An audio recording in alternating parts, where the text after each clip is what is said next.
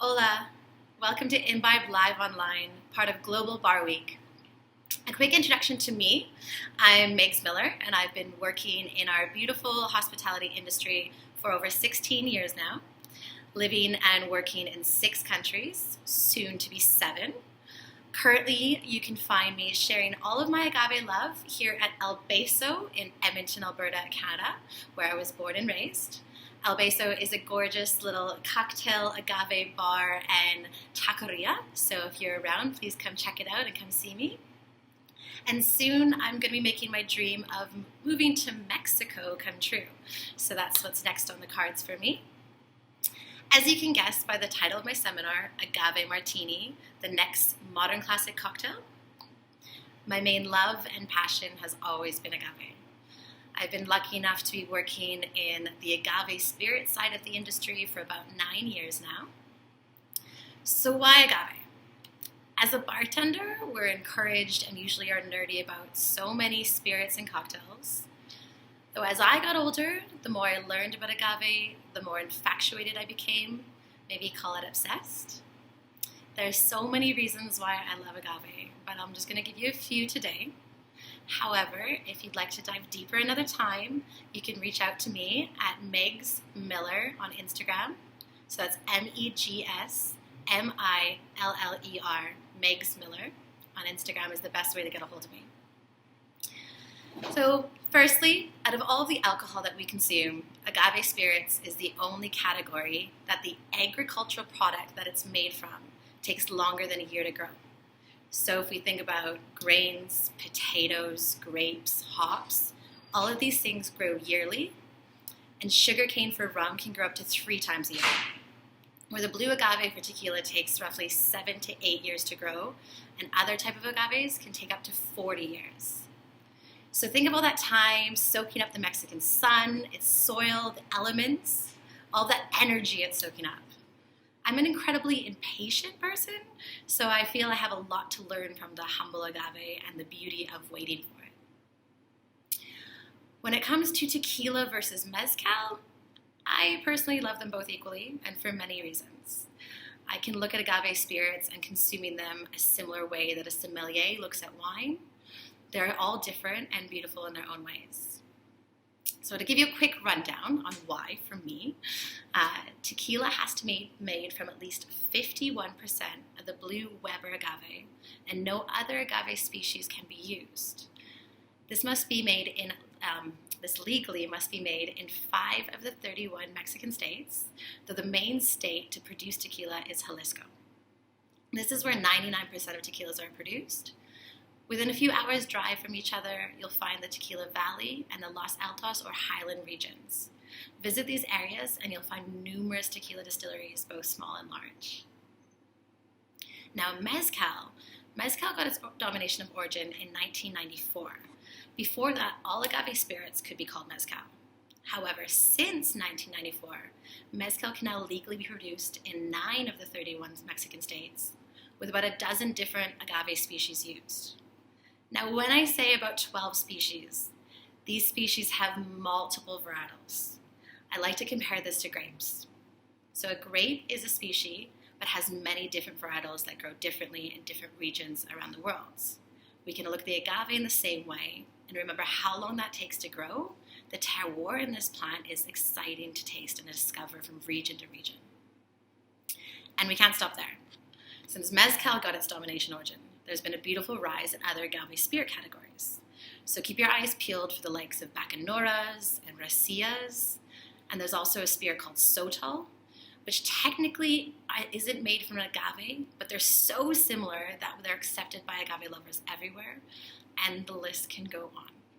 Some producers are even making a point to simply call their products Destilado de Agave or Agave Distillate. So now we've got a little bit of a base knowledge of why I think this category is so great. So let's dive into some of my favorite cocktails to make with them.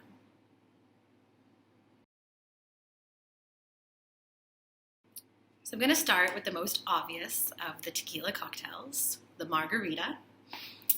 If you don't know the history of the margarita, in Thomas Estes's book, The Tequila Ambassador, my very good friend Jesse Estes wrote a beautiful chapter on the colorful history of the margarita. Its exact origin is unknown. There are so many different stories throughout history claiming who made it originally and where. So go have a read, research it, and choose what story you'd like to believe. Classically, a margarita would contain tequila, an orange liqueur like triple sec, and lime juice. You could serve this on the rocks. You can serve this up, with or without a salt rim. Play around with it, see which one is your favorite, and make sure to always ask your guest how they would like it. A modern classic variation, which has become a bartender's favorite all around the world, is Julio Bermejo's Tommy's Margarita, which eliminates the orange liqueur and showcases the tequila a little more by simply being a blend of 100% agave tequila, freshly squeezed lime juice, and agave syrup.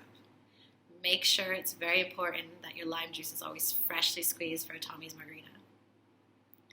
I'm going to make you a personal twist inspired by our dear Julio and one of my favorite moments in Mexico.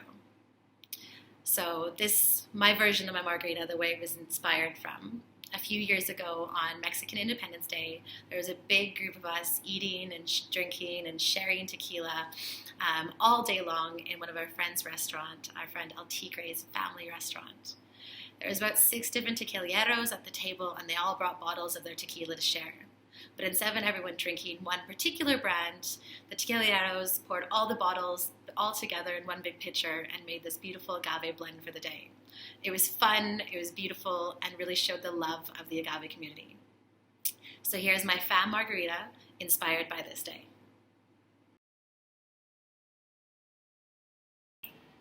So we're doing the fan margarita, inspired one of my favorite moments I have ever had in Mexico.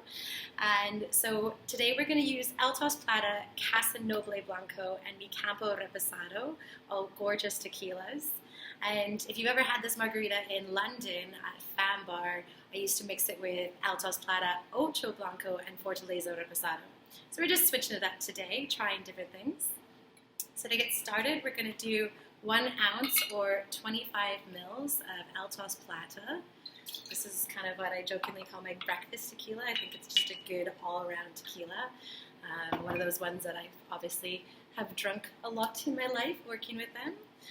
And next up we're going to do 20 mils or 3/4 of an ounce of Casa Noble Blanco. So this distillery was actually the first distillery I ever went to in tequila. Great memories.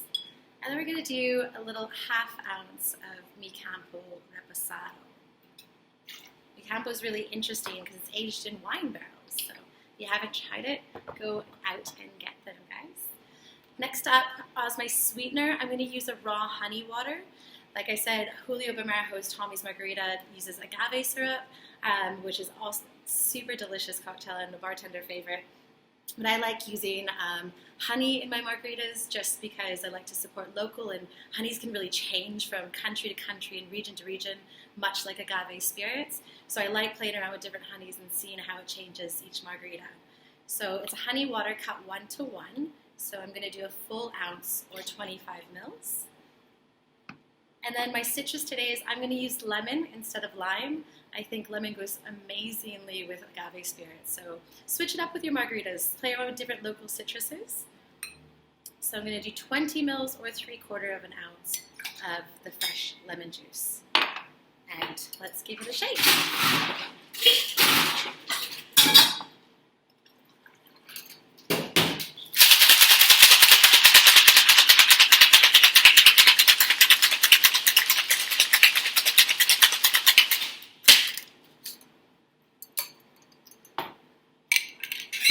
Pour into a chilled rocks glass. I personally don't put salt on this style of margarita, but if you want to, go for it. You should drink a drink how you want to drink it. There shouldn't be any rules. And top with ice.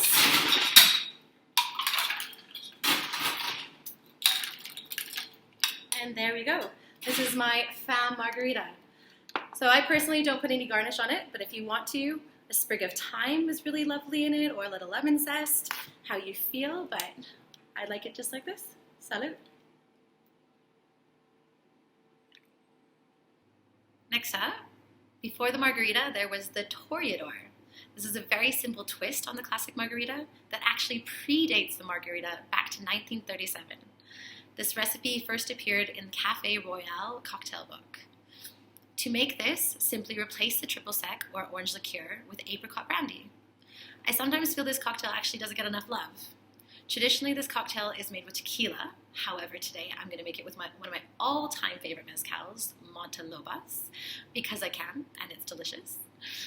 One of the reasons I love this mezcal so much is not just because it tastes amazing, but its owner, Ivan Saldana, is a wonderful human being. He has a PhD in agaves, I wish I could say that, and focuses on sustainable production methods.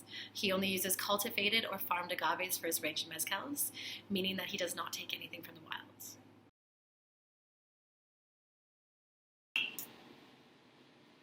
Next up, we're going to dive into our Torreador. So we're going to do 20 mils or 3/4 of an ounce of apricot brandy and the same of freshly squeezed lime juice. So 3/4 of an ounce or 20 mils of fresh lime. And then about 1.5 ounces, or maybe a little bit over, maybe go 2 ounces if you want, but 40 mils of Montelobos. Today I'm using the Espadine. Montelobos has a range. They've got an Espadine. They have one that's called Ensemble, which means it's a blend of agaves. I usually always really love trying out Ensembles. I find them very layered and complex and really interesting mezcals to taste. And they also do a Tobla. So please go check them out if you haven't already. I'm sure you have. And give this a quick shake.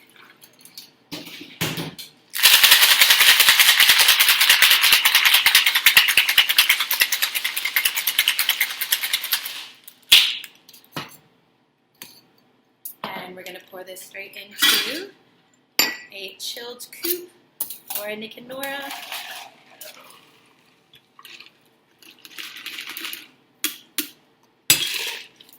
Perfect. And there we go. Nice and simple, Torreador. Salud.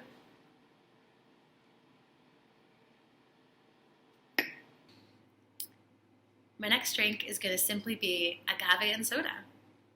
In the world of whiskey, the highball is queen. To me, this is because the sparkling water opens and lifts up the spirit.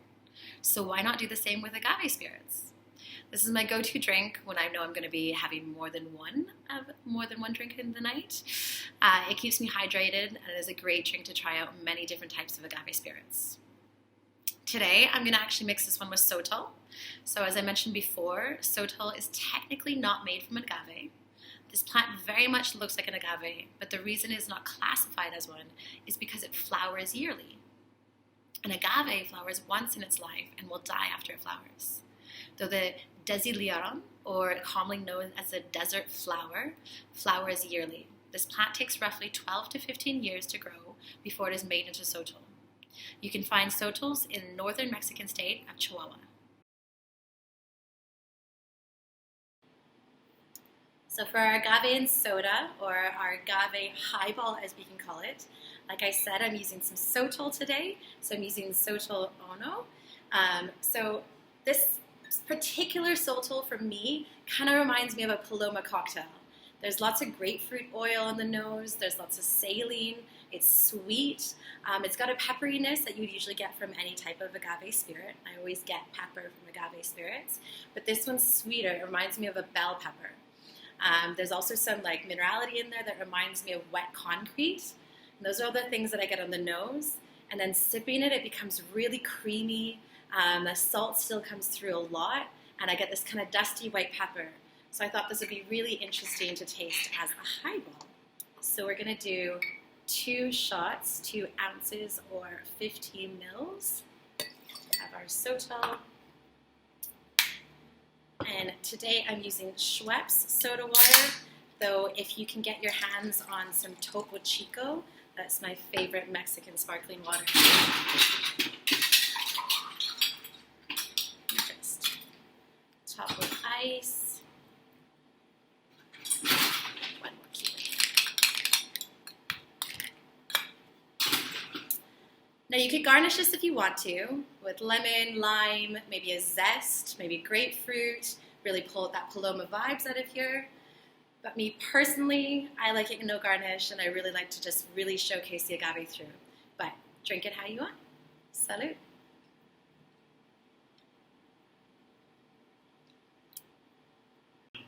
The Batanga. We can't make agave cocktails and not talk about the Batanga. Any bartender that has had the pleasure or been lucky enough to travel to the beautiful little town of Tequila will be obsessed with a bar called La Capilla, which translates to the chapel in English. Their signature drink is the Batanga, a simple yet delicious combination of tequila, lime, salt, and Coca-Cola, created by the late Don Javier. Don Javier is also believed to have created the Paloma cocktail.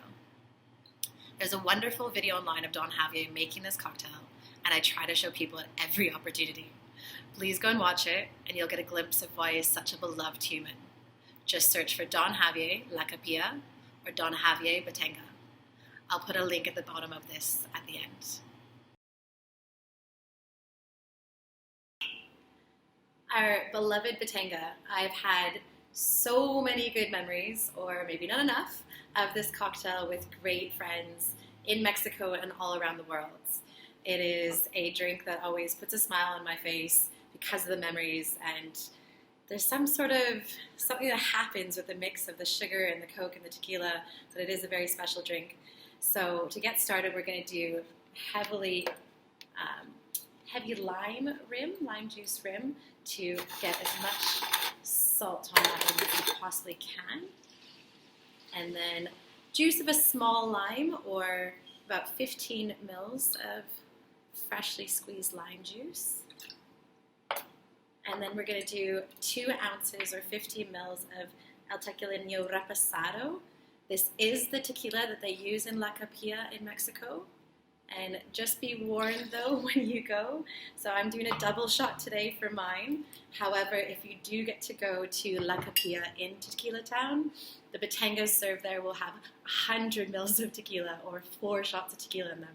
So they're very delicious, but don't be fooled, they're very strong. And then top with some Coca-Cola. So I'm very lucky that I've actually got Mexican Coca-Cola here at Beso, which is made with real sugar cane, or real cane sugar, sorry. And top with ice.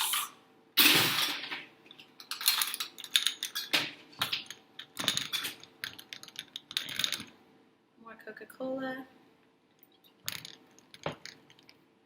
That is our Batanga cocktail. Now I should have a knife to put inside the cocktail to serve it with as well, because Don Javier will cut his limes on the bar top, and then he stirs the cocktail with the knife that he cuts the limes with. Not putting a knife in mine today, but traditionally you can serve it with a knife. So, salud.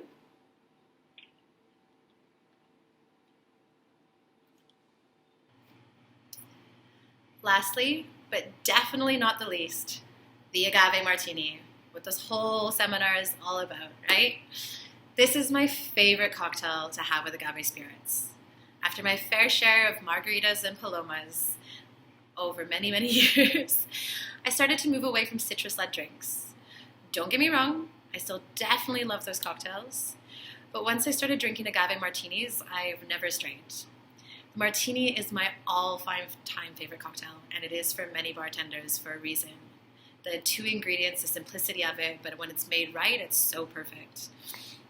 So it just really made sense for me to put my favorite spirit in it. When I started drinking them years ago, I would ask the bartender for their version and experimented with it in many different ways. And now over the years, I know exactly how I like them. So I will now always go for a wet agave martini made with blanc vermouth, something like Cocky Americano or Dôme Blanc, and always with a lemon twist. Today I'm going to use both tequila and mezcal, and I hope that you try this at home as well or in your bar, and let me know what you think.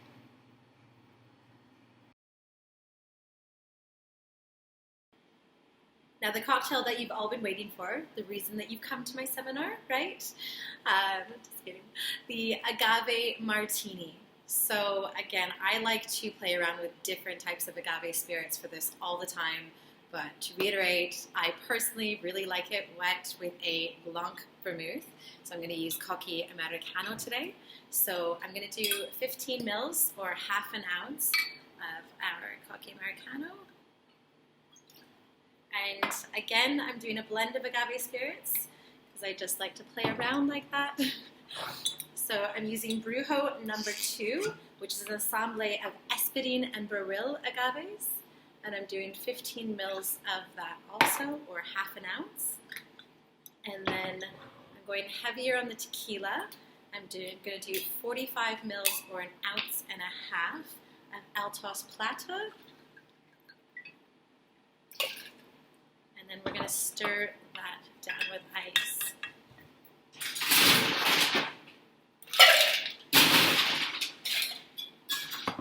The reason I've chosen these two agave spirits today to go together, so for me, Altos has lots of fresh citrus like lemon and lime. It's very earthy, very, very cooked agave forward. And as I said before, I always get lots of pepper in all agave products. However, on Altos, that pepper is more of a licorice to me. So this licorice note, I thought this would blend so well with the Brujo number 2. Because on Brujo, I get lots of fresh mint and fennel. And I thought this kind of licorice, fennel, mint would go really nice. And the creaminess of Cocky Americano will kind of pull it all together. So I would definitely love to hear everyone's Agave Martini variations around the world. Just like I said, to reiterate, to me, we've got to make it the next modern classic. Give it a good stir down. I think that's good. And I forgot my strainer. 1 second. Just coming back. And here I am. Sorry about that. I'm going to strain straight into a chilled coupette.